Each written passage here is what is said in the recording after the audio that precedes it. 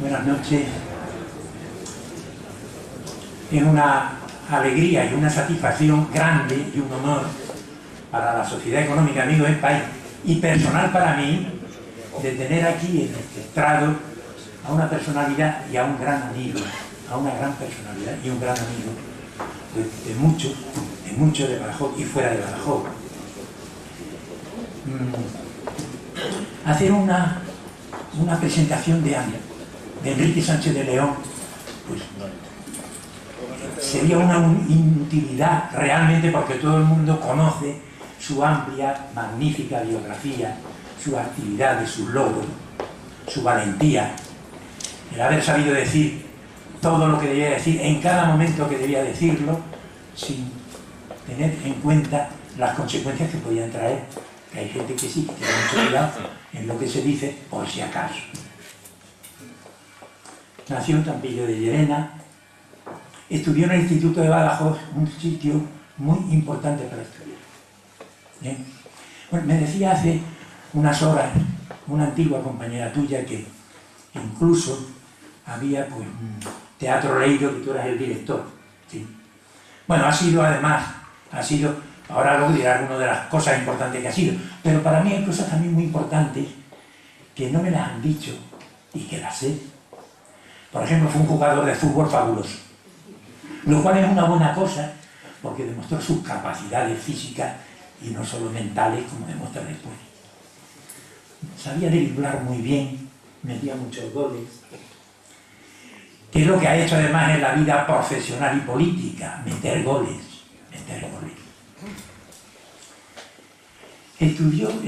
Empezó a estudiar Derecho en el CEDEU de Badajoz, cosa que nadie ya se acuerda de aquello que fue la primera aventura para conseguir la universidad en Badajoz, la primera, y luego terminó en la Complutense, como Dios manda.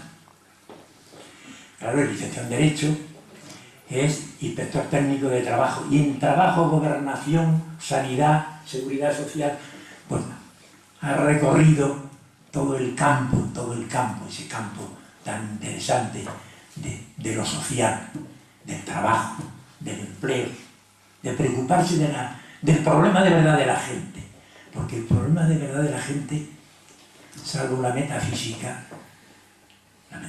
política, él siempre ha hecho no metafísica política, sino una política práctica, directa y real, de los que tienen los pies en el suelo, pero la cabeza hacia arriba, Ha sido delegado de trabajo en muchos sitios, en muchas provincias, y luego después ya, pues secretario general técnico del Ministerio de Trabajo, director general de Seguridad Social en el Ministerio, del Trabajo también, director general de Política Interior en Gobernación, y luego ministro de Sanidad y Seguridad Social. Luego ha estado en empresas públicas como CANSA, por ejemplo. También ha estado, y en muchas empresas, sería prolijo además citar todos los sitios donde está. Ha sido un hombre además muy trabajador. Bueno, lo es, ha sido y lo es, y lo seguirá siendo. Dicen genio y figura hasta la sepultura. Efectivamente, la gente como él sigue en la brecha, hasta el último momento, Luego una empresa privada, yo recuerdo Banco Unión, que fuiste director general de Banco Unión, y luego recuerdo Altamira también, que era una empresa magnífica, gráfica. Bueno, ha sido tres veces diputado en Cortes por Badajoz y presidente de la comisión de política social. Eso. Y siempre, como veis, trabajo, política social, seguridad social. Tiene, claro, es natural, la medalla al mérito constitucional. Fue uno de los que hizo posible la Constitución, fue uno de los que hizo posible la democracia. Hablábamos hace un momento y comentaba con él que a la gente se le ha olvidado que ha habido lo mismo que una preautonomía, ha habido una pre-democracia, que se tuvo que hacer con el pecho descubierto, con muchas dificultades, ante gente muy dura, muy fuerte. Recuerdo un viaje a Jerez de los Caballeros, cuando fui contrincante nada más ni nada menos que del capitán general Pérez Viñeta. Y ganó él, siendo un muchacho. Fuimos a Jerez de los Caballeros porque íbamos a visitar a un amigo que había allí, que podía tener importancia su voto. Era un personaje muy curioso aquel, y así su nombre. Era un diputado provincial que se llamaba Antonio Granados. Es decir, él estaba en otra órbita que la tuya, ¿eh? Y es curioso además porque, fíjate, en otra ocasión, cuando viene aquí José María Moreno Galván, el gran crítico de arte y comunista, me dice de pronto: oye Paco, venía a la Bienal de Extremadura a ser jurado, y me dice: oye, me gustaría ir a Jerez de los Caballeros, que no lo conozco y tal, pero no podría comunicar con alguien que me ayude un poco a conocer aquello rápidamente. Hombre, el alcalde es muy amigo. Claro, eran diametralmente opuestos. Pues bueno, llegaron, se hicieron muy buenos amigos, se tomaron un montón de copas, vieron Jerez de los Caballeros y lo pasaron bomba. Y volvimos y dijo: qué tío tan estupendo el alcalde de Jerez de los Caballeros. Qué bien. Encontrar gente que pueda congeniar, que pueda respetarse, eso es formidable. Eso es formidable. En otra ocasión, me acuerdo, tuviste una conferencia en los antiguos bares provinciales, que es un centro universitario, viste, no hace mucho, no hace 3 o 4 años, quizás, una conferencia muy bonita, como todas las cosas de Jerez. Y no es halagarte por halagarte, es la realidad. Y hablaste de Ares, y de pronto dijiste: bueno, y allí estaba también el nombre de Pedraja, y dijiste: qué curioso, y es verdad que curioso. Resulta que Julio Cienfuegos vino a verme y me dice: Paco, ¿tienes inconveniente en que tu nombre aparezca en una cosa que se va a hacer, que es Enrique Sánchez León el que ha dado el empujón al tema, que es un partido político? Que entonces no se podía hacer partido político, era la Acción Regional Extremeña. Bueno, yo creí que íbamos a hacer 30, 40 nombres allí, y de pronto veo una tarjeta que ponía Enrique Ares, Enrique Sánchez León, Julio Cienfuegos y Francisco Pedraja le invitan. Me quedé anonadado. A esa reunión no fui, pero aunque no fuese, que recuerdo que fue en un pleno del sur de Extremadura, no recuerdo cuál, pero yo me quedé asombrado. Digo: mira lo importante que soy. Claro, es verdad. El tener buenos amigos era estupendo. Uno es Enrique Sánchez León, Julio Cienfuegos, era formidable. Sí. Qué formidable que siga siendo y esté aquí con nosotros. En otra ocasión, siendo diputado provincial, pues participé, me enteré bien de lo que pasaba. Se quería hacer un hospital, la Diputación quería hacer un hospital, claro, que era una locura porque no tenía dinero. Y entonces inició un proyecto y mandó al arquitecto a Inglaterra a que estudiase cómo podía ser el hospital y tal y cual, ¿no? Aquello se inició, me parece que era presidente Carracedo. No, era ya Fernando Larrano. Sí, seguro. Bueno, pero el inicio fue Carracedo y Julio Cienfuegos. Julio Cienfuegos se creía que había inventado el hospital. No, no lo había inventado. Me alegro que está por ahí Fernando Larrano. Bueno, el hospital no podía salir, pero de pronto apareció Enrique Sánchez de León, y el hospital ese debía tener una placa muy grande diciendo: gracias a Enrique Sánchez de León existe el Hospital Infanta Cristina. ¿Sí? Claro. Eso se llama efectividad y cariño a la tierra. Cariño a la tierra y efectividad. ¿Cuántas cosas podríamos decir? ¿Cuántas cosas? Él ahora no está en ningún partido político, y me parece muy bien, le sobra. Él es el partido político suyo, él. Y además yo estoy seguro que si él quisiese hacer un partido político habría mucha gente que lo seguiría. Quizás los tiempos no son convenientes ni necesarios. ¿Por qué? ¿Verdad? ¿Por qué? Recuerdo la ayuda que hizo a esta institución, a la económica de Amigos del País, en muchísimas ocasiones. Pero voy a recordar una que fue el gran lanzamiento de esta institución, con unas conferencias formidables de unos amigos de él que trajo entre ellos Juan Velarde, y gracias a eso, Juan Velarde y él son los iniciadores de esas cosas tan formidables que es el seminario Bravo Murillo, que tanta gloria ha dado. Más todavía, fijarse, fue capaz de que del seminario Bravo Murillo, y no se ha utilizado, se hiciese nada más ni menos que el centro regional, el centro de economía regional de la universidad, cosa que no se puso en marcha. Yo tengo el documento de aprobación por la universidad. No se puso en marcha. ¿Por qué? Pues porque no hizo falta, porque vino ya la Facultad de Educación, la Facultad de Económicas y Empresariales. Bien, podríamos estar mucho tiempo hablando, pero habéis venido a oír a Enrique Sánchez Lerón, no a mí, pero me tenéis que permitir que haya, quizá me he extendido un poco, me he extendido muy poco, porque él se merece mucho más. Pero vamos a escuchar sus palabras. Enrique, tienes la palabra, gracias.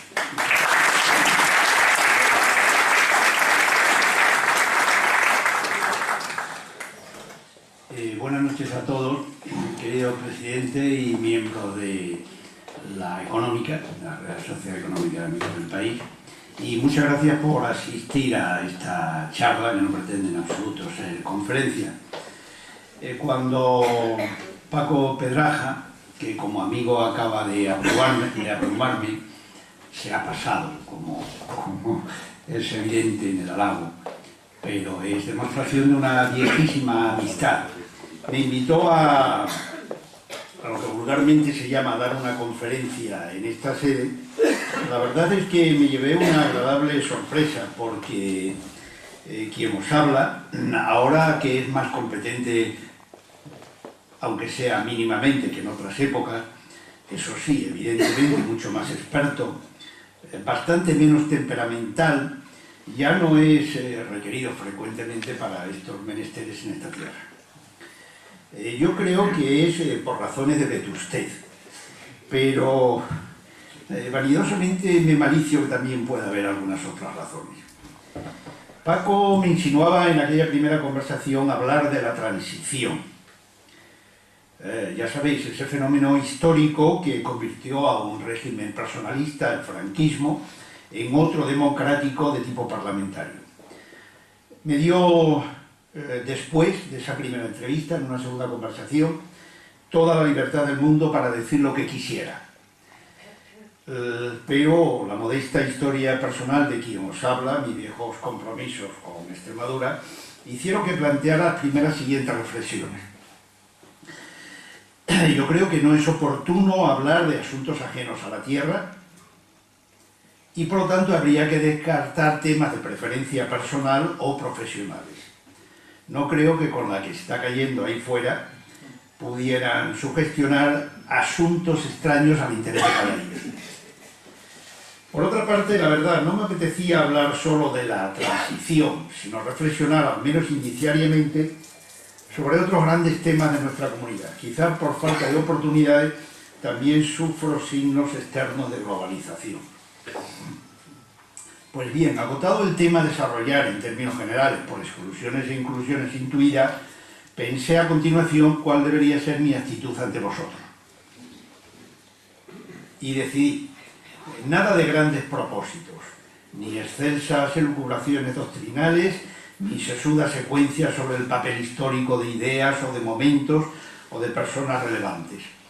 Acogiéndome a aquello de Quevedo dirigiéndose a Felipe II en aquellas famosas cartas, decía: no quiero escribir advertimiento de Estado sobre imágenes de príncipes o doctrinas de filósofos, sino abreviados apuntamientos.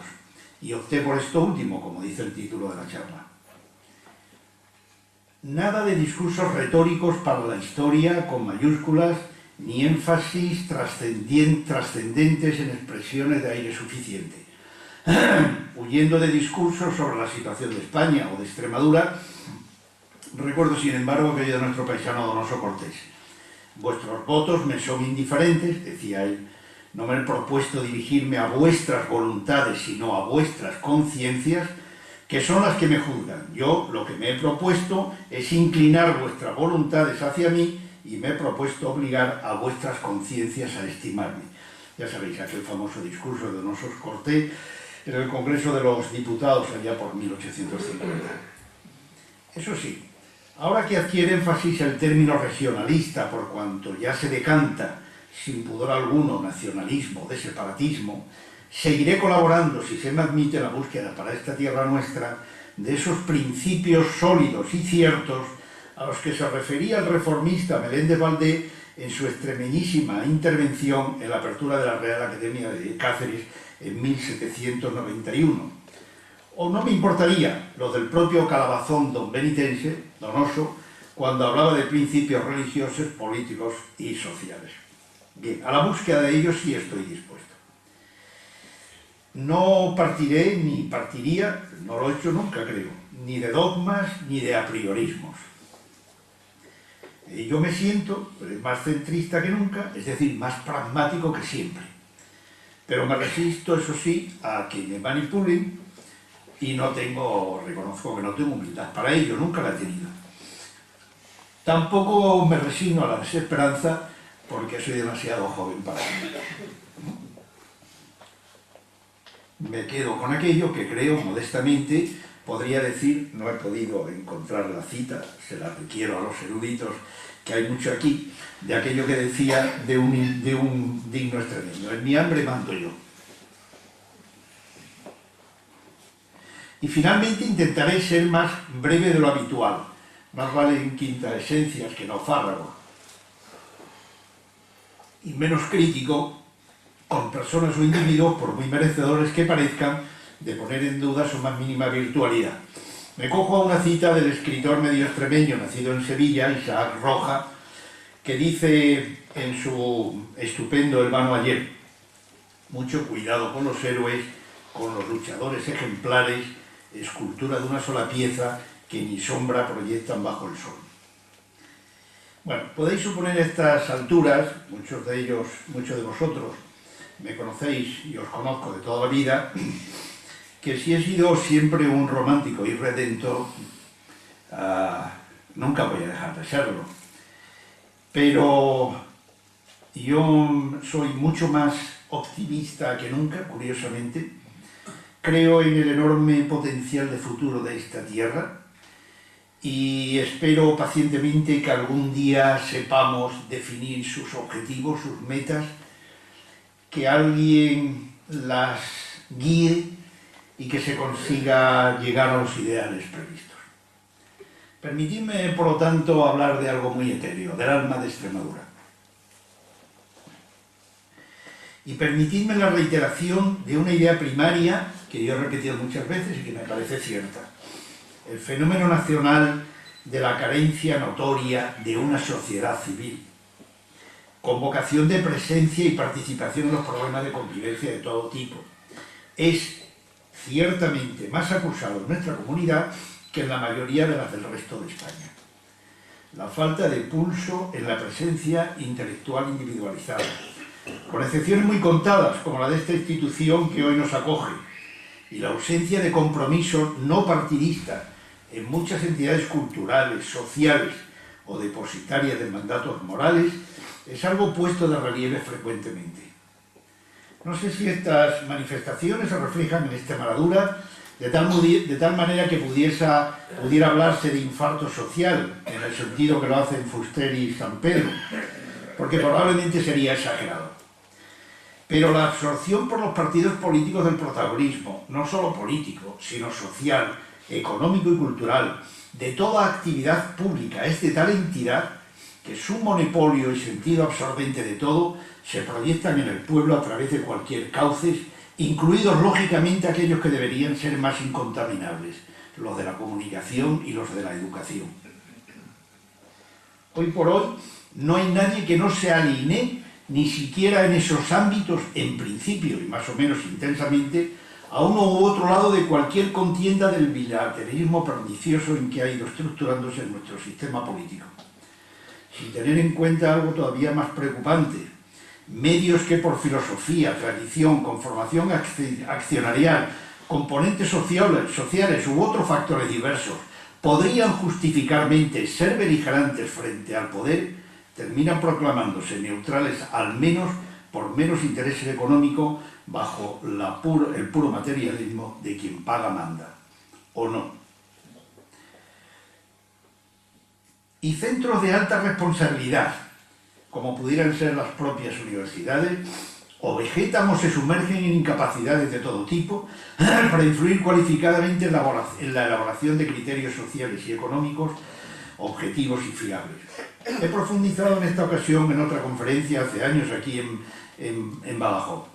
A costa de autocitarme, os relevo de reiterar explicaciones al respecto. La síntesis de lo que me gustaría decir y repetir ahora en este foro dice así: en las sociedades ocupadas por el poder político, la crítica sana se hace inviable, la intolerancia se escarrancha en todos los niveles institucionales, sufre la dignidad, aparece el miedo y la alternancia se hace muy difícil.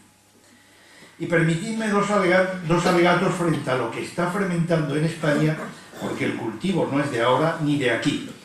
Ese bilateralismo feroz en la contienda partidista, supuesto que en Extremadura también se da, porque ni el Partido Comunista ni el regionalista pesan desafortunadamente casi nada, se manifiesta de la siguiente manera. 1. Por miedo a que cada cual sea tachado de fascista u otras lindezas, nadie se arriesga a denunciar que los propios partidos pueden estar desvirtuando el sentido democrático de nuestra Constitución.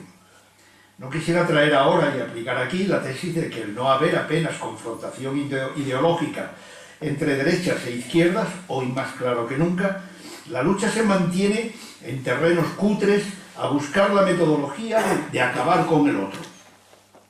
Y ese otro puede ser no solo el político partidista contrario, sino aún cualquier persona, cualquier ciudadano en la tesis del politólogo Arnaud Imaz y otros partidarios de la teoría de la desaparición de las diferencias sustanciales entre partidos políticos, Ruiz Portela, Ulloa, Esparza, etc. Y de otra manera, con la perversión del lenguaje en la comunicación social.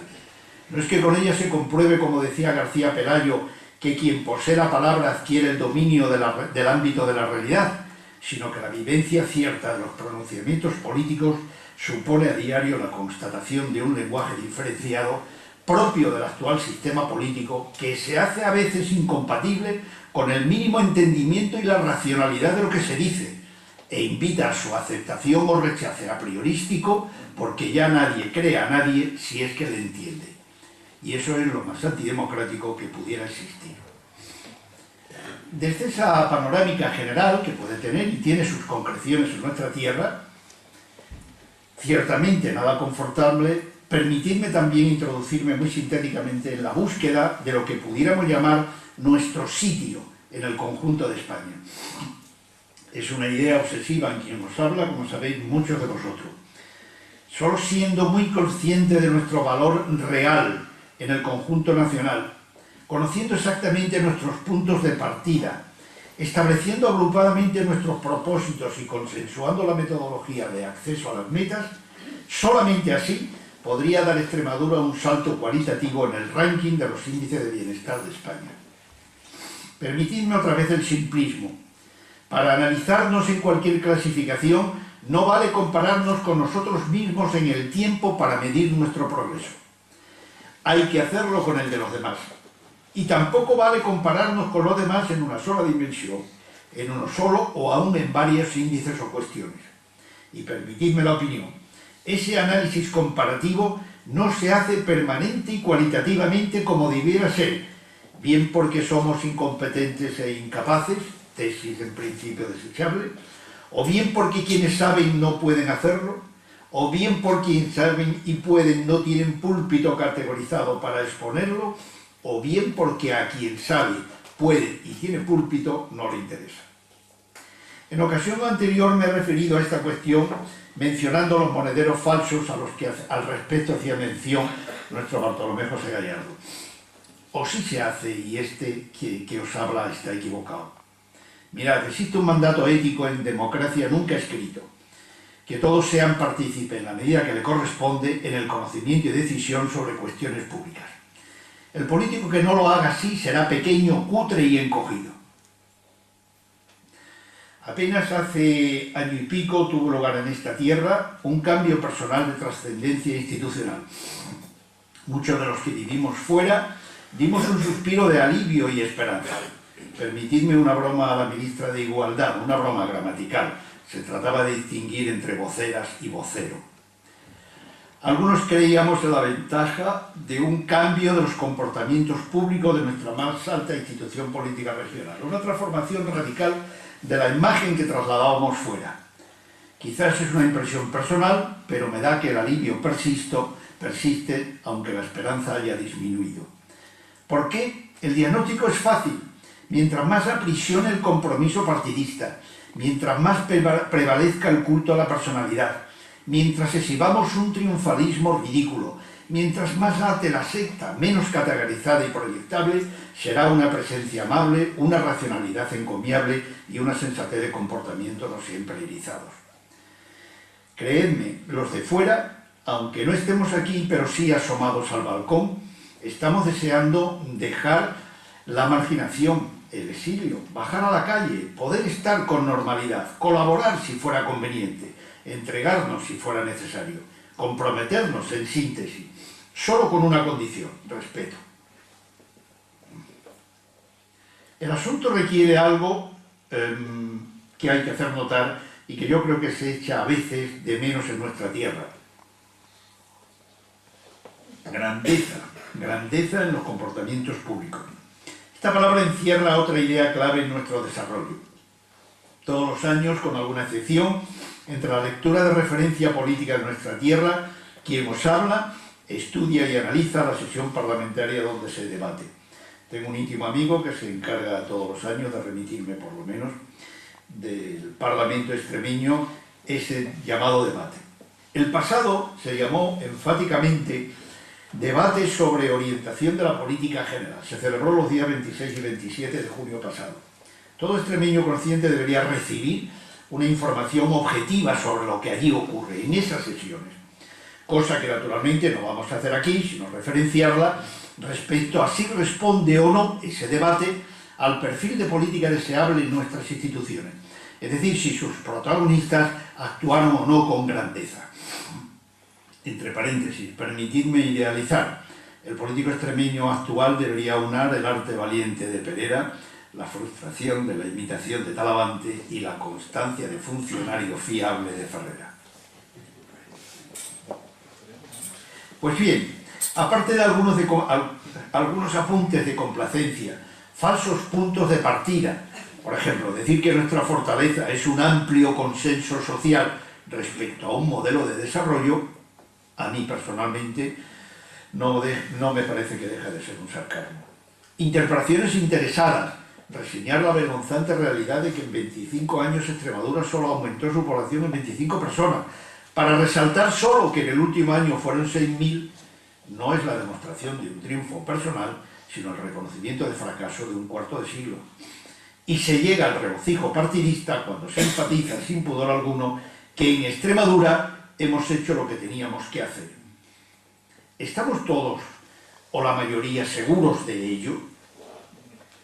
Pero lo que íbamos era ver si, por ejemplo, en ese debate, que aparte del de investidura era decisivo para establecer criterios y enjuiciar metas trascendentes en una nueva etapa institucional, si se daba esa grandeza de miras tan necesaria en los planteamientos políticos. La cuestión, siempre a mi modesto entender, era examinar por el poder regional y por la oposición qué se había hecho no en el año anterior, sino, por ejemplo, en los últimos 25 años, y compararlo con qué se ha hecho fuera de nuestra comunidad, aprovechando el relevo tan trascendente en la cumbre institucional. Colisión o truco o trampa en el que cae la oposición, entrando al trapo de la crítica personal a la gestión de un solo año. A partir de ese planteamiento se frustra todo debate útil, porque no se trata de discutir, como allí se expuso, si es bueno o no que en Extremadura se pueda pescar por las noches. O también, literalmente, alegrarnos o no de si la dotación de los parques públicos de un espacio para cambiar a los bebés es signo de esperanza o simplemente de escasez de vida, si no era ocasión de vislumbrar otros horizontes. El político extremeño idealizado debería aunar el sentido forjador, dicho entre paréntesis, de la trascendencia del Lencero, el realismo agónico de Pacheco y la sensibilidad finísima de Delgado Galondo, aunque el equilibrio sobre un bastón resulte inestable. Algún atisbo de originalidad generosa, como el compromiso de construir de 7 a 9 residencias nuevas mediante colaboración pública-privada, de utopía deseable, como el plan de infraestructuras en los próximos años, o de desarrollo, planes conjuntos con Portugal, merecen apuntar en la dirección de la grandeza deseada. Pero poco más. Quizás no sea aquel debate el mejor ejemplo de política a lo grande que nuestros actuales dirigentes puedan exhibirnos. ¿Cuál sería nuestro modesto entender un debate grande hoy en Extremadura? Permitidme opinar. Nuestro sitio constitucional. Voy a intentar sintetizar la cuestión porque remedando a tales diletos muchas palabras no indican mucha sabiduría. Nuestro problema constitucional. Hoy por hoy el valor de guía moral de nuestra Constitución está evidentemente en crisis. Yo no tengo reparos en reconocer que aquella se asentó más allá de una configuración ecléctica y posibilista en el orden jurídico en una aceptación moral de costumbres, de conductas leales a sus principios. Si fallan esas conductas leales a esos principios, todo el edificio jurídico se derrumba. Pues bien, Extremadura podría sentirse cómoda de entrada en la aceptación moral de los principios incluidos en el título preliminar de la Constitución, principalmente los referidos a los valores superiores del ordenamiento jurídico, la igualdad, la indisoluble unidad de la nación española, la solidaridad entre naciones y regiones, los fundamentos del orden político y de la paz social. Pero se sentiría mucho menos satisfecha si examinase el desarrollo del derecho positivo respecto al título primero de la misma, sobre todo en cuanto se refiere al capítulo tercero sobre principios rectores de la política social y económica. Y desde luego debería ser reticente y opuesta en muchos casos en cuanto al desarrollo del título tercero referido a Economía y Hacienda y muy especialmente al famoso título octavo referido a la organización territorial del Estado. Solo desarrollar someramente el contenido de esas afirmaciones nos llevaría un tiempo imposible en esta convocatoria, pero dejo ahí sobre el tapete el envite de que alguien o algunos lo hagan o lo hagamos, porque es la cuestión clave, a mi modo de entender, de la Extremadura de nuestro tiempo, de la de hoy. Lo que sí quisiera resaltar es que nuestro papel ahora mismo como comunidad autónoma en estos momentos sería defender en esencia, presencia y potencia su derecho a ser iguales en términos constitucionales a las comunidades más avanzadas en cuanto a bienestar. Y eso que parece tan elemental y tan obvio y tan sencillo debería ser el objetivo de todos los extremeños que lógicamente para unar esfuerzos deberían ser guiados u orientados por el poder regional. Por ejemplo, ahora mismo se está debatiendo en España el modelo de financiación autonómica. ¿De veras que el pueblo extremeño sabe en serio de qué va la cuestión? ¿Cuáles son los intereses en juego? ¿Y cuáles y quiénes sostienen argumentos de solidaridad y de equilibrio territorial? Teórica y jurídicamente el asunto está resuelto por la propia sentencia del Tribunal Constitucional 135/92, que dice en uno de sus párrafos: otro de tales límites intrínsecos radica en el principio de solidaridad que nuestra Constitución invoca repetidas veces y que en definitiva no es sino un factor de equilibrio entre la autonomía de las nacionalidades y la indisoluble unidad de la nación española. Pero todos sabemos que luego viene la instrumentación jurídica de ese plano teórico donde, como diría George Orwell, todos somos iguales, pero unos más que otros.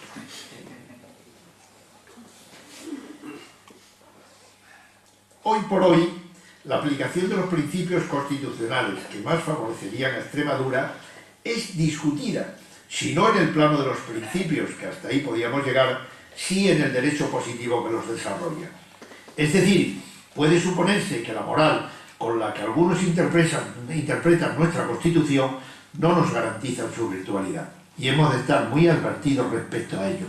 Ese es, a nuestro juicio, ahora mismo, nuestro problema grande, y es el que hay que abordar con grandeza.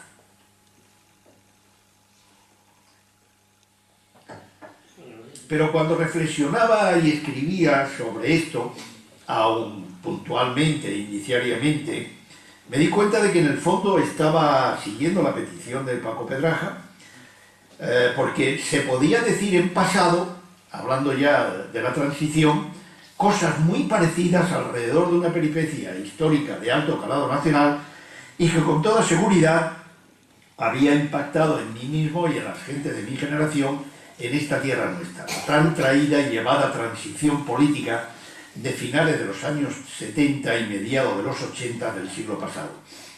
Y terminé aceptando que efectivamente, al ser uno de los que protagonizaron aquel éxito político e histórico tan importante, y soy y somos aún responsables de su fracaso posterior, debemos contar lo que en realidad pasó allí entonces.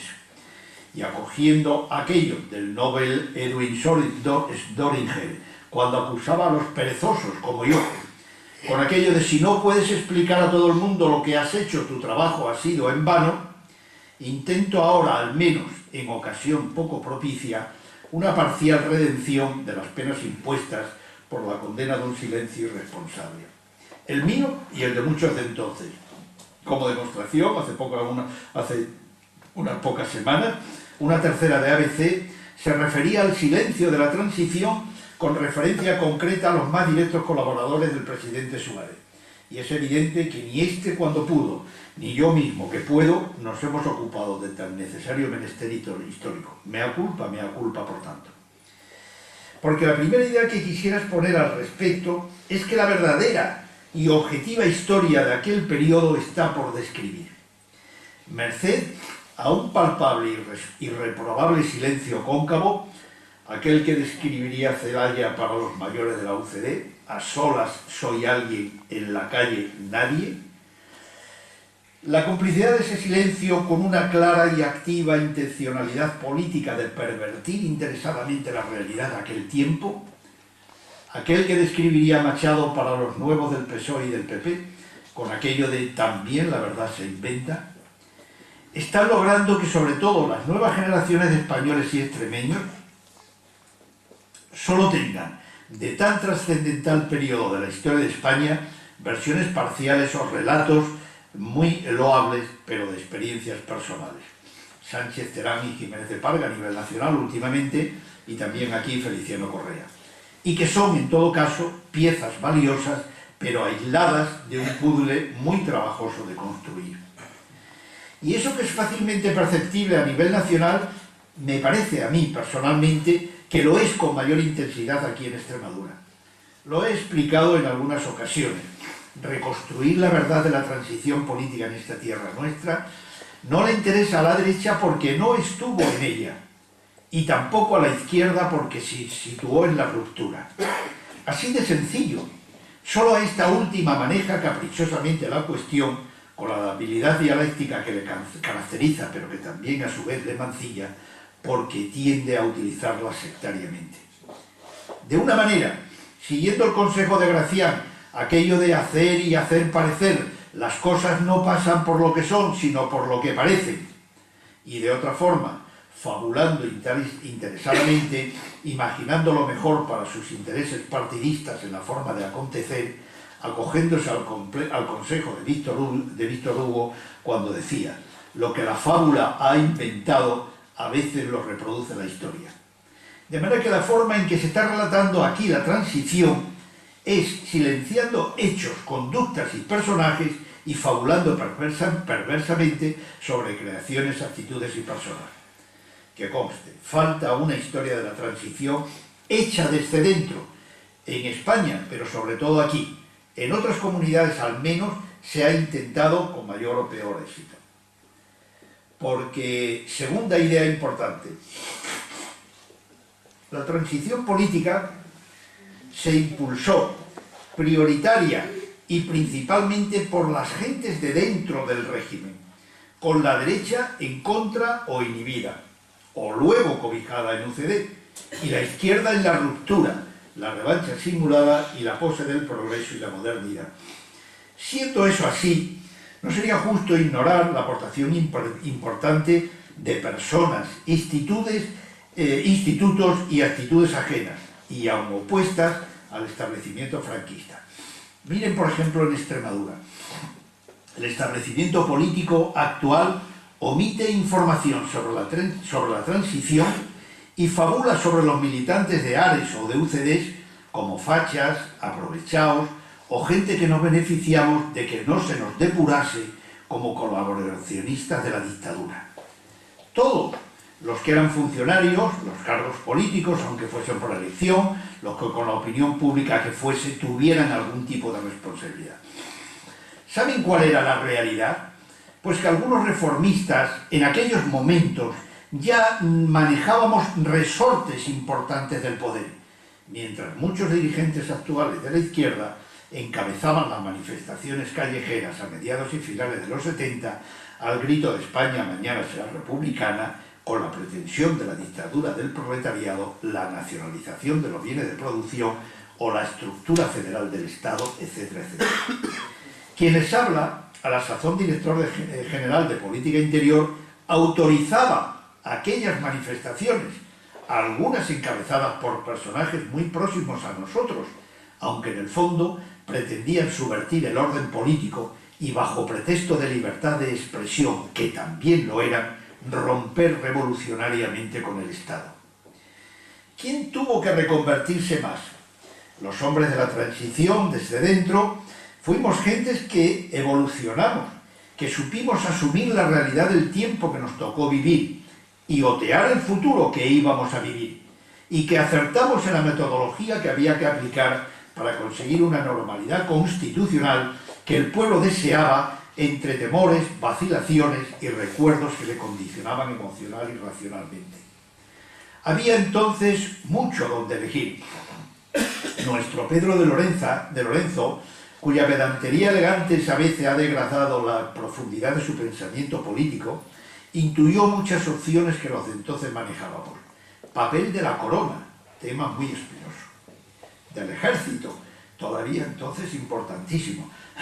De los partidos, de los nuevos y los tradicionales, sin excluir el peso del pueblo, hasta tanto medroso e inhibido, escaldado, podría decirse en nuestro argot, de la Iglesia sometida, de la prensa inquietante y el noviciado democrático, y aunque a cáscara vacía, del propio movimiento. Leed, por favor, al respecto las instructivas memorias de Utrera Molina últimamente publicadas. Todo ello eran ingredientes, a veces incompatibles, de un cóctel sin receta, cuya fórmula era conseguir un resultado agridulce para todos, pero sin agitar demasiado la cotelera. Esa cotelera la manejábamos solo unos cuantos, a los que se nos intentaba arrebatar violentamente esa posibilidad de mezcla. Cosa que no consiguieron, porque la verdad, no pocas veces nos pusieron en apuros.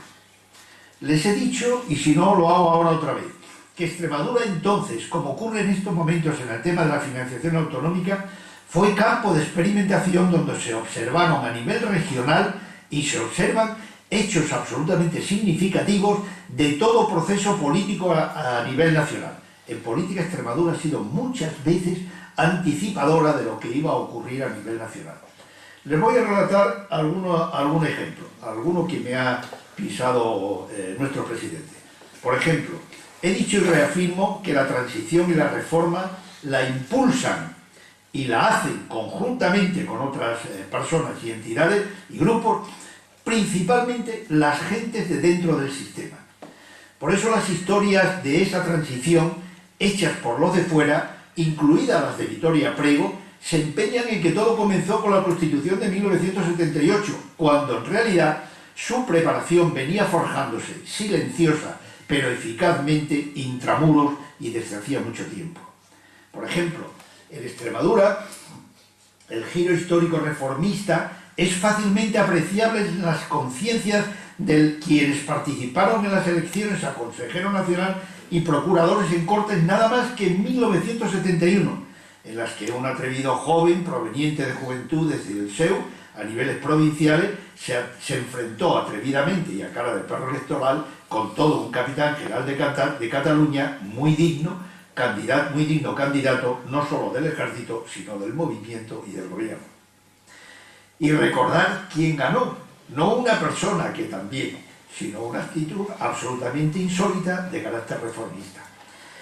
Y en aquella ocasión, como otras muchas, esas elecciones se hicieron de forma clara, transparente, de forma contundente y democráticamente. Y como otro ejemplo de ello, a nivel nacional, la Constitución, con el frustrado aperturista Arias Navarro en el año 75, de una comisión mixta Gobierno-Consejo Nacional, donde se alinean claramente los del búnker y los de la reforma, cuya historia está sin tratar y archivada, constituida de otro episodio importantísimo dentro del sistema político, hoy interesadamente olvidada. Los jóvenes consejeros nacionales Suárez, Martín Villa, Oreja, Ruiz Gallardón, el tío de Alberto, Cabello de Alba, Ortiz Ordaz, Cisneros, Palomares, Miguel Primo de Rivera, Navarro, Franco Pascual de Movil, Anguera, Adán, Martínez Emperador y yo mismo, entre otros muchos, al lado de aperturistas no tan jóvenes como Pedrosa Lata, intelectuales como Torcuato Fernández Miranda, el Martín Esteruela de los primeros tiempos, Fuello, Herrero Tejedor, junto a aportaciones puntuales de otros muchos, posibilitaron una reforma prudente, cuyo principal enemigo no estaba en la calle, como se pueda decir y se manifiesta ahora, ni en el exterior, ni en las manifestaciones, ni en los incipientes partidos políticos o sindicatos, ni en los cantautores, ni en los intelectuales más o menos progres, ni siquiera en los periodistas. Permitidme el aval de estas afirmaciones por parte de quien os habla, que era en aquel momento, como os he manifestado, director general de Política Interior en el Gobierno de España. Ese enemigo, el involucionismo, estaba inmerso en el establecimiento político e ideológico, y lo conocían muy bien los reformistas, y supieron vencerlo de la única forma que podía hacerse, desde dentro. Ese grupo de reformistas, que a niveles provinciales eran muchos e innominados, provenían del pueblo, se fajaban en elecciones y conocían uno a los electores, pero comprobaban a diario, no por ser expertos, sino por reflexión y conocimientos históricos, que serían imputados ya desde el primer momento por la izquierda de perros con los mismos collares, oportunistas y fachas reconvertidos, y de desleales, peligrosos, iconoclastes y traidores por la derecha. No eran una delegación de cenáculo madrileño alguno, pero tampoco tenían identidad propia e independiente, sino solo, acaso, la guía intelectual de algunas atrevidas intuiciones del momento, y aparecían como la limpia cosecha regional de una inquietud palpable a nivel nacional, que planteaba qué iba a ser de este país después de Franco. ¿Quiénes eran esos reformistas en Extremadura? No pueden esperar de mí aquí y ahora un relato al estilo de mesoneros romanos en Memorias de un setentón. Sí les diré con rotundidad. Fueron muy principalmente, aunque ni por asomo exclusivamente, las gentes que en primer lugar se aglutinaron en Ares, Acción Regional Extremeña, primero asociación, luego partido político, muchos de los cuales ya eran concejales, alcaldes, maestros, funcionarios, profesionales liberales, campesinos, simples trabajadores, personas de fundamental vocación regionalista, sin contaminación ideológica condicionante, generosa, activistas en lo que se les debería, a los que se les debería ya haber reconocido su mérito, riesgo y valor, personas que hoy ya no existen o no se encuentran en los foros públicos. Son tantos que solo la lectura de su nómina nos ocuparía todo el tiempo de esta tarde. Están en la fosa común del anonimato glorioso. Permitidme como ejemplo solo la referencia a uno, también mencionado por Paco, porque ya a dos sería injusto respecto a todo lo demás. Y dejadme recordar ahora mismo la figura inconformista, elegante, sensible e inteligente de Julio Cienfuegos, que debería erigirse quizás como el símbolo regeneracionista de todo tiempo extremeño. Junto a él hay tantas biografías, insisto, hoy olvidadas o desconocidas, que conforman un universo irrepetible, con muchos nombres en cada pueblo, en cada ciudad, que no sabría ahora mismo ni cómo honrar ni cómo venerar.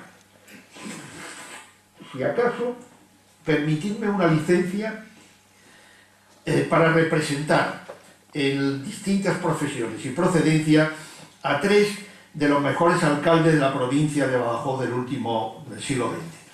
A Luis Movilla en la capital, un hombre de cuello blanco, de Acción Católica. En los pueblos al inolvidable Pepe Aránguiz, inefable social liberal, alcalde de Mérida, y al de mi pueblo, Antonio Fernández Otero, un hombre del movimiento, enterizo, claramente alineado con el futuro. Y a 2 de la provincia de Cáceres, a Jaime, funcionario eficaz donde los hubiera, y a Rafa García Plata, profesional liberal, henchido de romanticismo regional.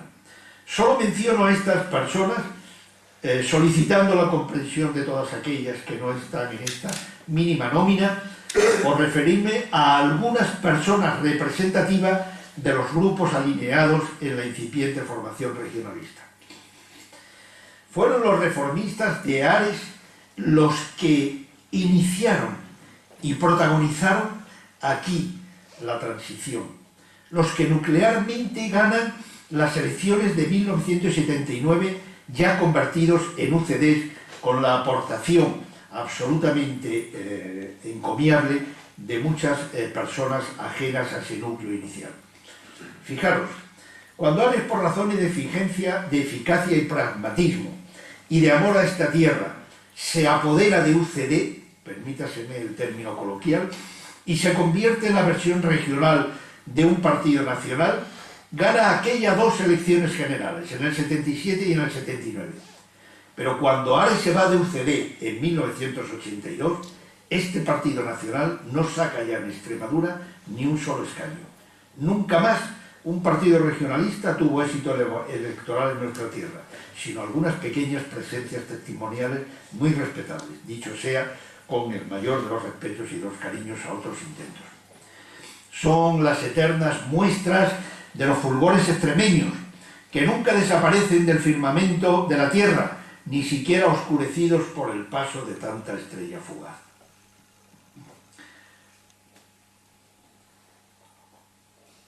Saben las generaciones jóvenes de extremeños que Ares fue un partido al que nadie nunca subvencionó con una sola vieja peseta. Sabe que su estructura mínima, sus organizadores, su propaganda casi inexistente, por supuesto todos los gastos, absolutamente todos, eran financiados con el exclusivo bolsillo de sus militantes. Sabe que estos, aún después de las elecciones, apenas sobrepasaron las 1000 personas. Tantas cosas, tantas preguntas, que realmente hoy serían asombroso explicarlas ante las nuevas generaciones.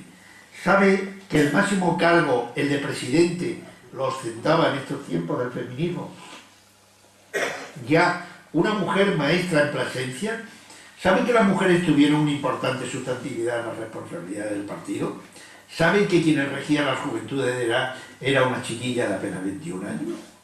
¿Saben que Ares, cuando se fusiona con UCD, nomina para diputados, senadores, cargos provinciales a personas de las marcas ajenas a su militancia de origen, subordinando las legítimas aspiraciones de sus miembros iniciales a una versión centrista que incorporaba socialdemócratas, liberales y cristianodemócratas con mucha categoría personal, pero sin apenas relevancia electoral en la región? ¿Saben que los estatutos de Ares fueron elaborados exclusivamente por sus militantes?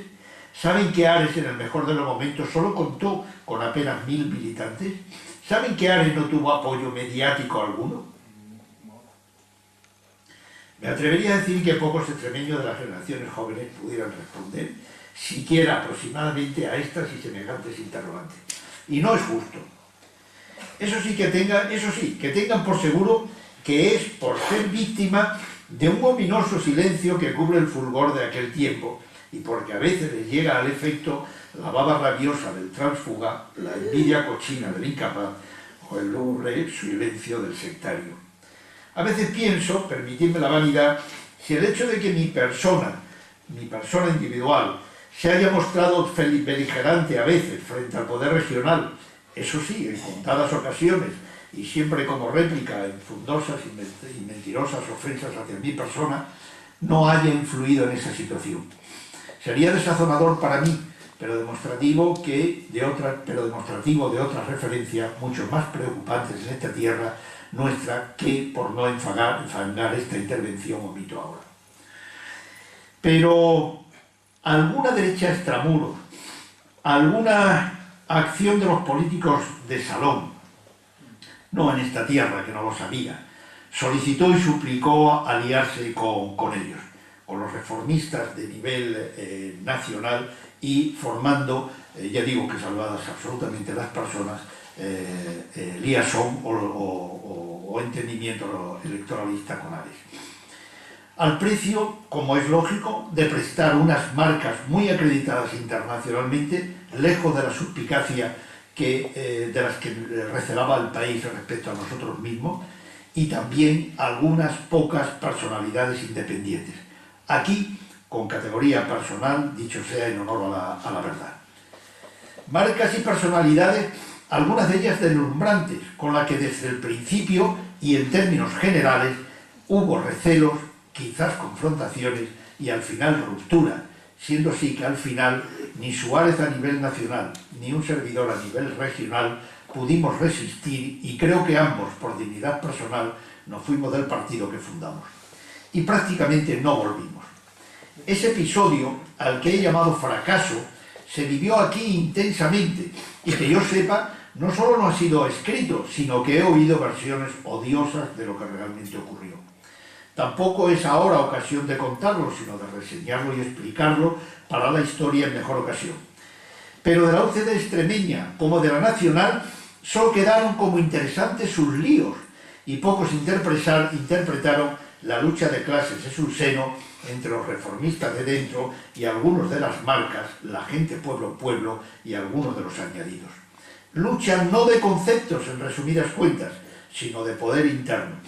Algo sabe de esto quien os habla, tanto a nivel nacional como regional, y os indico que aquellas luchas internas, en todo caso, quizás tuvieran mejor explicación que las que hoy mismo puedan presenciarse en el escenario de partidos en Extremadura.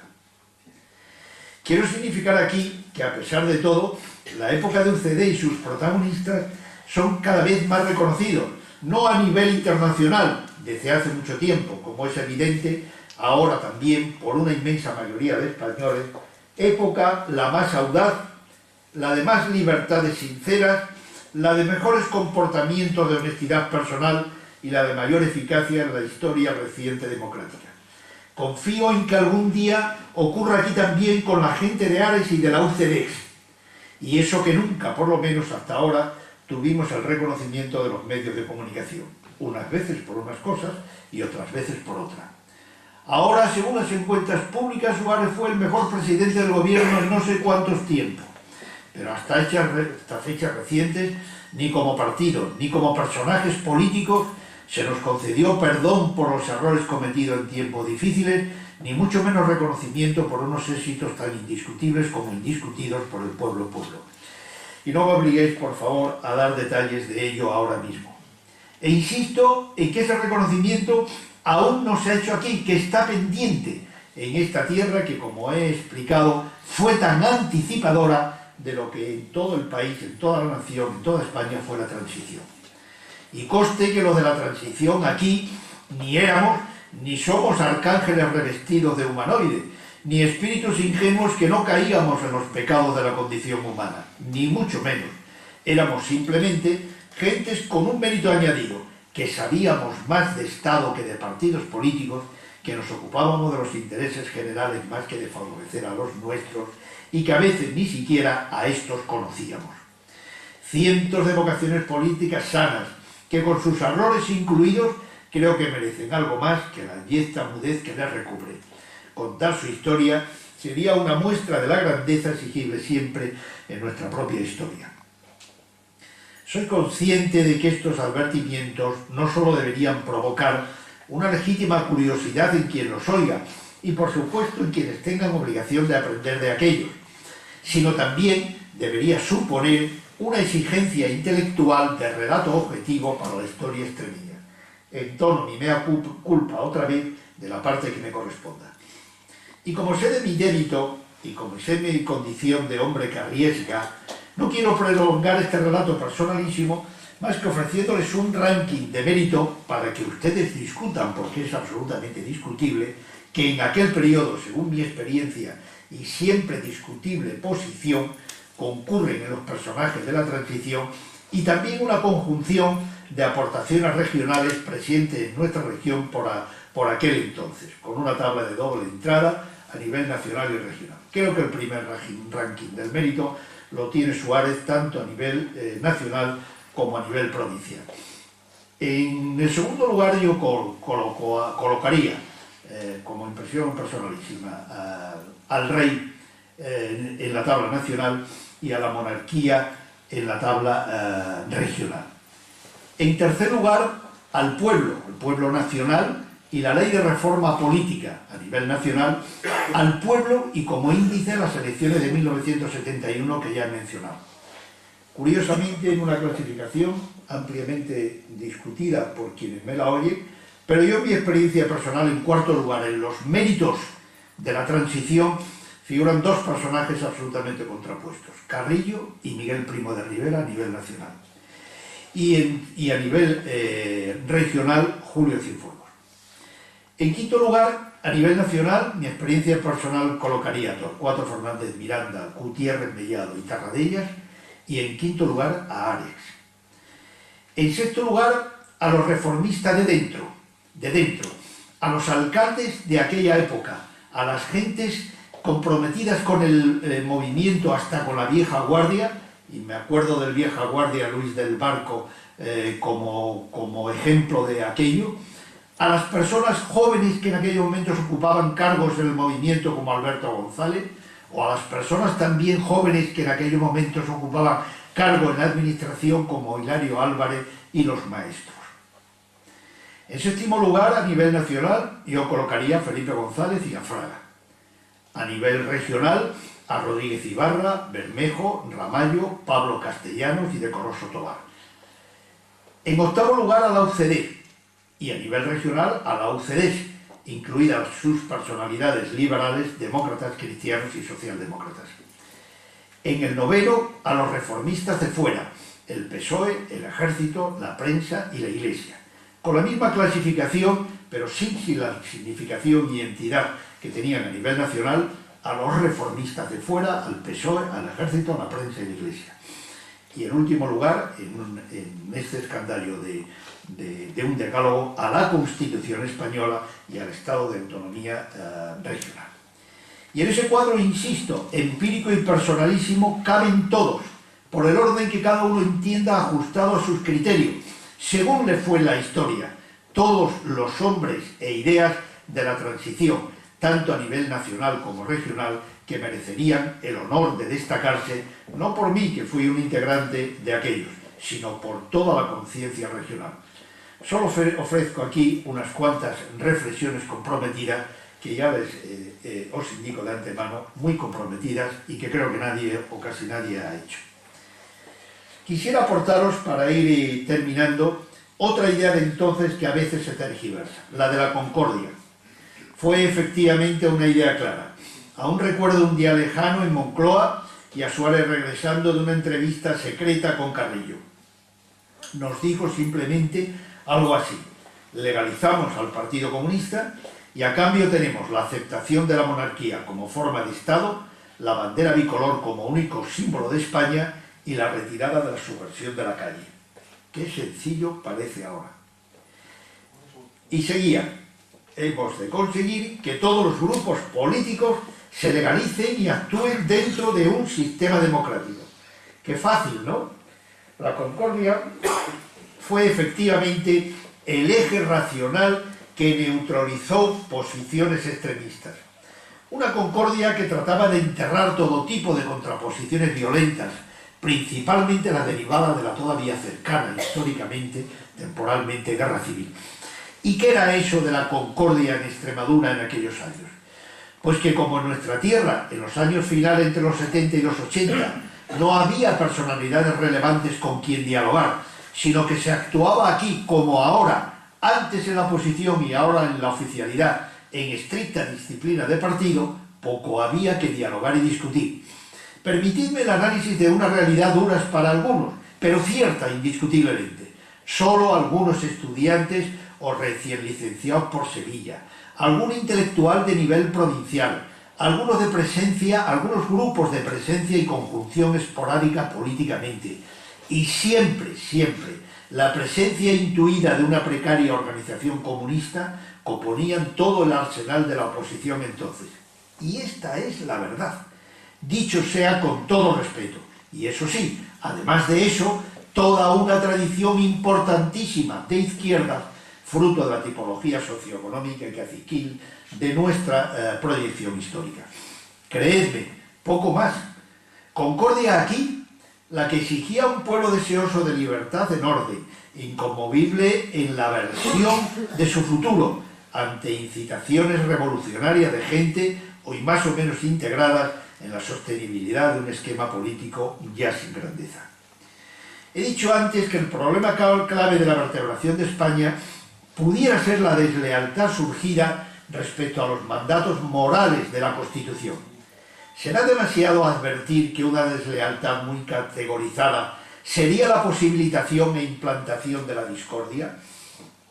La única discordia que entonces los regionalistas reformistas, los de UCD, enarbolábamos en aquellos momentos era ante quienes resignados tranquilizaban sus conciencias con aquello de siempre tendréis pobres entre nosotros, a los que de Ares y UCD respondíamos con Eugenio II, sí, hombre, pero que no sean siempre los mismos. Por eso, si tuviésemos que acceder a algún advertimiento al poder, al de siempre, es que cada vez que se actúa perniciosamente frente a algunos que no es de los nuestros, la historia dice que se siembra un grano de discordia. Y ya se sabe, sembrar cizaña no es bueno, y si lo fuera, solo sería temporalmente para sus protagonistas. Creedme que los de Ares, mediados del 75 a julio del 77, o a los de UCD, julio del 77 a octubre del 82, nos mató un amor, como diría Dulce Chacón, sublime por esta tierra. Un amor y una eficacia pragmática que ahí están para la historia grande de esta tierra, y ni siquiera para un reconocimiento explícito que sí nos importa, claro, a título de satisfacción personal, pero que principalmente nos reivindicamos porque eso se debería a la exigencia de esa objetividad que requiere toda memoria respetable, tan poco reconocible en estos tiempos donde está ausente la concordia. Y que hoy, aquí, en un foro intelectual, independiente y neutral, me permitiréis reivindicar con toda la escasa fuerza personal que pudiera detentar quien os hable, pero con toda la exigencia que los esfuerzos nobles merecen. Si para ello es necesario añadir letra pequeña a la historia grande que hoy solamente puedo diseñar en grandes trazos, pongámonos manos a la obra y reelaboremos fechas, calendarios, nóminas, actos, programas, hechos, triunfos y fracasos, realidades, etc. Aquí mismo y también fuera hay personas muy cualificadas para ellos. Hagamos que Extremadura pueda regocijarse en una de las páginas más nobles de su desesperanza despechada, la de la transición vista desde sus auténticos protagonistas. Para ello, los de Ares UCD renunciamos de antemano al intento siempre tentativo, pero pernicioso, de confundir mérito con débito. A veces quien os habla ha sido tildado de excesivamente crítico. Lo sé. Y también sé que quizás esa haya sido y sea mi propia fuerza, porque esa imputación incluye y supone al mismo tiempo independencia y riesgo. Virtudes no siempre evidentes en el compromiso político. Vaya lo uno por lo otro. Probablemente toda esa tacha de crítico venga influida por mi lectura de juventud de mi admirado López Prudencio, ese regionalista, dicen que de derecha, tan inolvidable para quienes hemos sentido siempre el sentido regional. cuando en su conferencia 11 sobre Extremadura y España, hablando del temperamento de esta raza, ya sabéis, él trataba a los extremeños como una raza, decía, cuyo espíritu atormentado, el de los extremeños, siempre por el choque de sus anhelos con la realidad circundante, está siempre propicio a la desesperanza despechada, cuando no ve la posibilidad de vencer o la audaz aventura en cuanto siente una remota posibilidad de romper con lo que le rodea. Pero yo sí veo, y siempre he visto la posibilidad de vencer en nuestra tierra, y nadie podrá reprocharnos, ni a mí, ni a nuestros conmilitantes, que no hemos intentado, lo hemos intentado cuantas veces hemos tenido oportunidad. Mirad, el amor siempre conlleva esperanza, y la esperanza, si no es operativa, solo es, ciertamente, como decía López Prudencio, espíritu atormentado. Los de la transición, los de Ares y los de UCD, creímos en la plenitud de nuestra tierra y nunca admitiríamos ni justificaríamos, allá donde nos encontremos, ni aleteos cortos sobre ciénagas, ni espíritus sectarios, ni limitaciones a la gran sensibilidad social que debería adornar cualquier intento de mejorar nuestra tierra. Sé que esta conferencia, que termino, pudiera tacharse de romántica, pero nunca de nostálgica, de espiritualista, pero jamás de sensiblera, y permitirme una manifestación empírica, como aviso y como advertencia, expresada por Machado, con esta famosa frase suya, el ayer es hoy todavía. Muchas gracias por vuestra atención.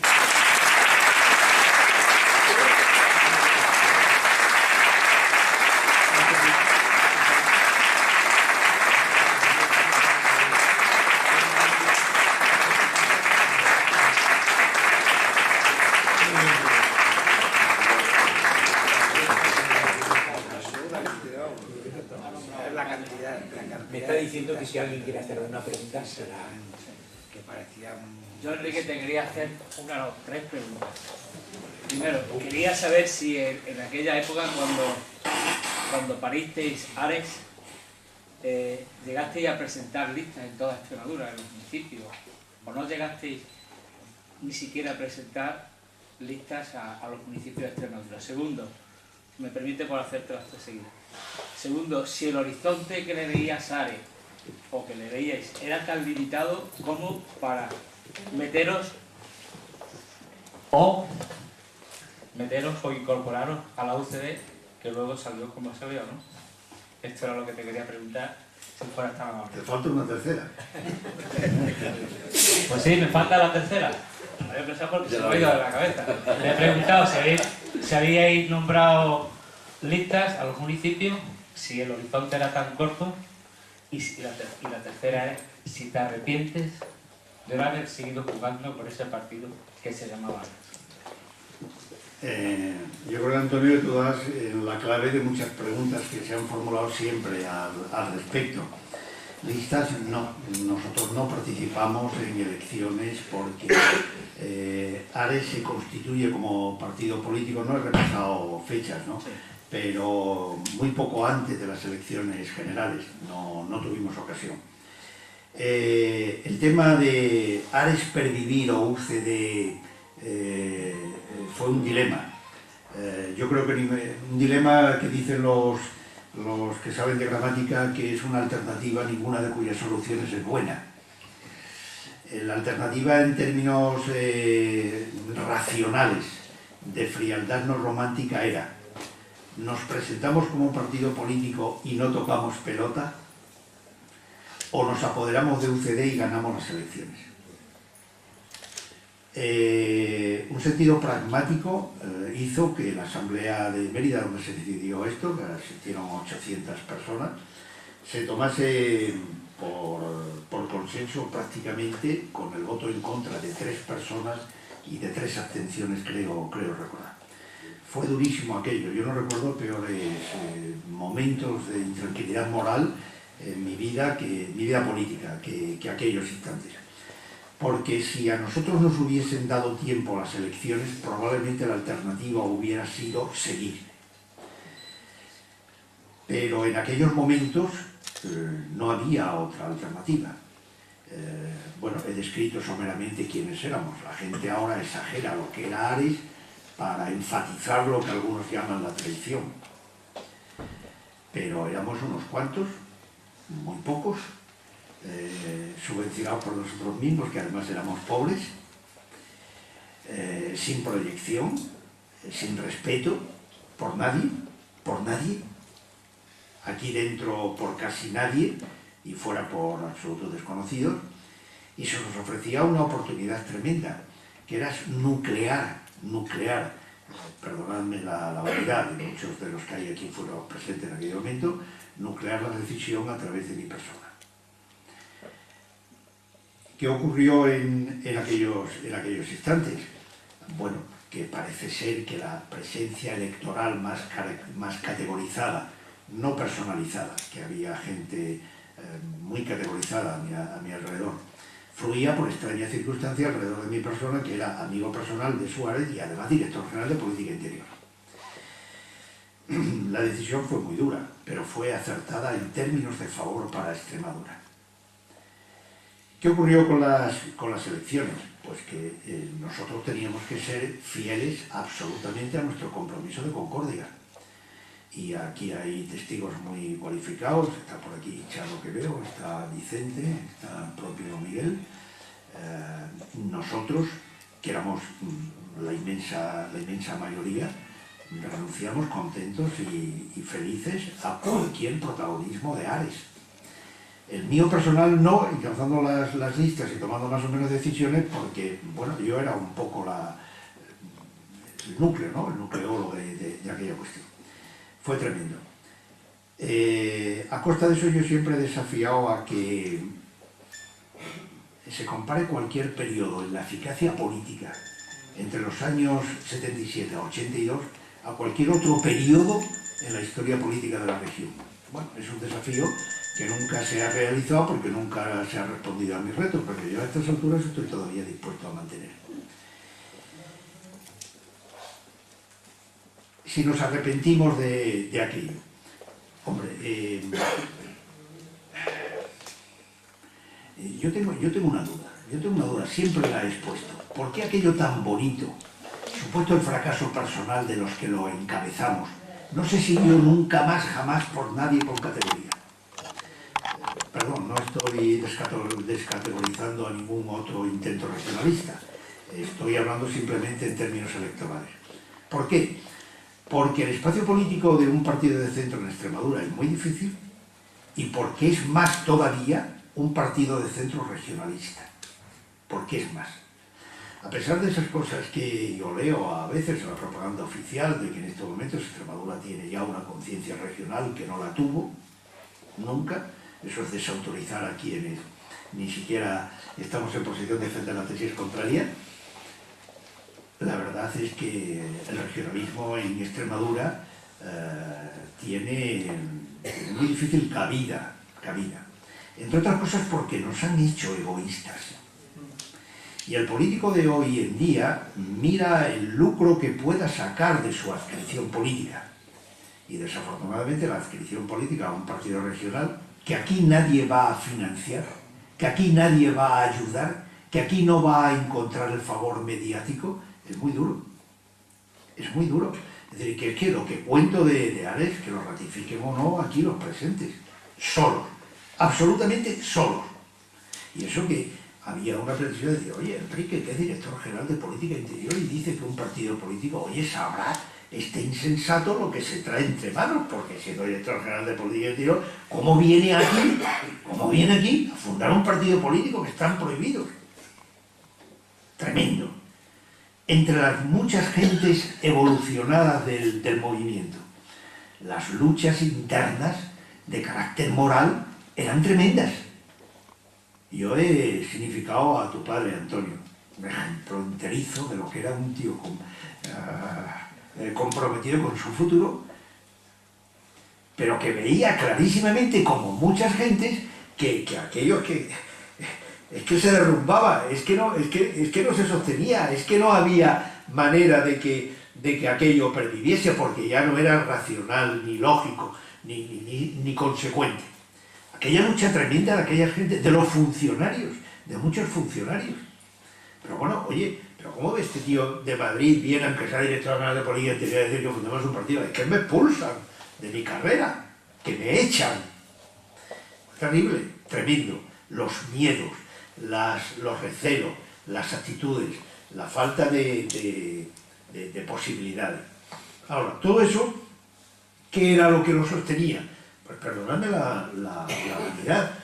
Entre todos aquellos reformistas de dentro, de los que aparecíamos solo unos cuantos, aparentemente, había que enlazábamos perfectamente con la conciencia de las gentes, no con sus intereses, y frontalmente con sus miedos. Pero es que teníamos una prédica tremenda, tremenda. Nos fuimos a todos los pueblos de Extremadura. Yo he confrontado a veces con algún líder regional, perdonad que apague este impertinente, con algún líder regional, y me decía, hombre, que es que de ti se dice que es que tú te los machacabas mucho, que ibas pueblo a pueblo. Coño, yo también voy a pueblo, pueblo, pueblo. Digo, sí, con una diferencia, ¿eh? Probablemente tú vas a que te vean y yo iba a ver a la gente. La diferencia de Ares es que nosotros íbamos a por la gente, cara a cara, cara a cara. Cientos de mítines, en escuelas, en iglesias, en cuevas, en piscinas, en bares. Bueno, tremendo, tremendo. Gente que venía de París, gente que venía de Barcelona, todos los fines de semana. Hermoso. Entonces, esa incógnita persistirá siempre. ¿Nos arrepentimos lo de Ares de Cayo? En términos de beneficio para Extremadura, en absoluto. En absoluto. En términos de frustración personal, probablemente sí. No tuvimos tiempo, no había manera. ¿Cómo íbamos a pensar en un partido regional 3 años antes? Ni partido ni regional, no era posible. O después, pues fue muy beneficioso, como es lógico, para los reformistas de dentro,